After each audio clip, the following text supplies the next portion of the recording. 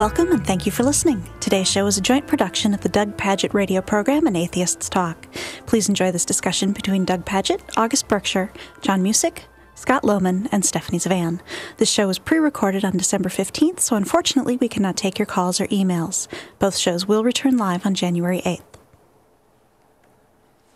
Well, welcome back. Doug, you finished that last segment saying something about atheists are trying to prove there is no God, or can you remember that thought you had? Yeah, it feels like there's an agenda for atheists to prove a negative. So they want to prove that there is not a God. And that's an intriguing pursuit to me. And I know in the second hour I'm going to ask you a bunch of questions. That's one of the things I want to ask you about in that hour. But I don't know that that's an unfair practice to try to prove that something doesn't exist, but it seems like any explanation that could replace deism seems to be sufficient, and I wonder about that. Well, from our perspective, we see a lot of harm done in the name of the supernatural, and we feel we just have to really go at the root of the problem, this whole idea of supernatural beings existing at all, and to show that there's no evidence that we see for it, there's no reason to believe such a thing exists. Now, it's a free country, you can believe it, but we can't make laws based on it. Yeah, right. And so that's why we're trying to critique religion, critique God belief. And we're actually not saying that a God couldn't possibly exist. I mean, we don't see how, but maybe there's some way it could. Really, though, August? I mean, really? Do you? Yeah. I mean, are you not trying to say that a God doesn't exist? I'm saying there's no evidence for one. It's such a huge leap of faith that it's inconceivable to me that a God could exist. I know we want. And when we do run into explanations, we run into lots of explanations that contradict each other. Yeah. And so, you know, we could give one of those explanations a break. I mean, we certainly could, but which one? Why do we choose one over another? Yeah. Or do we critique them all and see whether any of them eventually make it out? Well, or the fun thing that, you know, some atheist sites will do is they'll go and look at the salvation statements of different churches online, and they'll give you the whole list, and they'll say, this church does it this way, this church does it this way, this church does it this way, and you've got a full list of totally contradictory information on just how the different sects do that. And so when we start going at that, it's like, you know, this is trying to make sense of man-made creations, and once you look at it that way, it makes a whole lot more sense because it's, you know, this is how we've decided to do things, so we've put those rules in place. See, good policies can be justified without reference to the supernatural. And they should be. Right. And good policies can be justified by the supernatural. That can be an add-on, if you will. Yeah. But when you look at bad policies, like discriminating against gay people, you can't find a good secular explanation to do that. You will find some supernatural explanations to treat gays with inequality. Well, I think that there's secular reasons.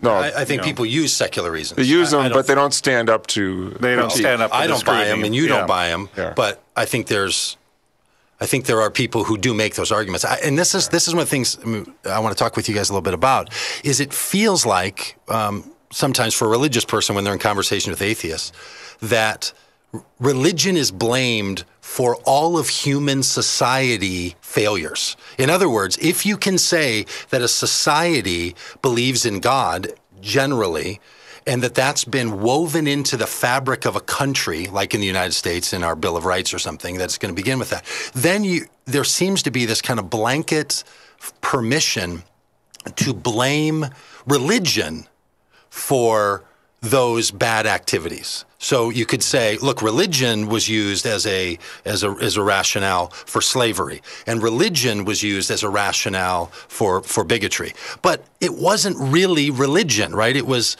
religion gets used by people to support arguments that don't derive from religious teaching.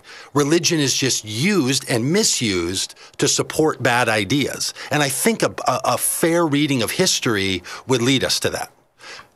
I do actually agree with that. The problem is that religion, by its nature, has an authority that none of those other arguments have.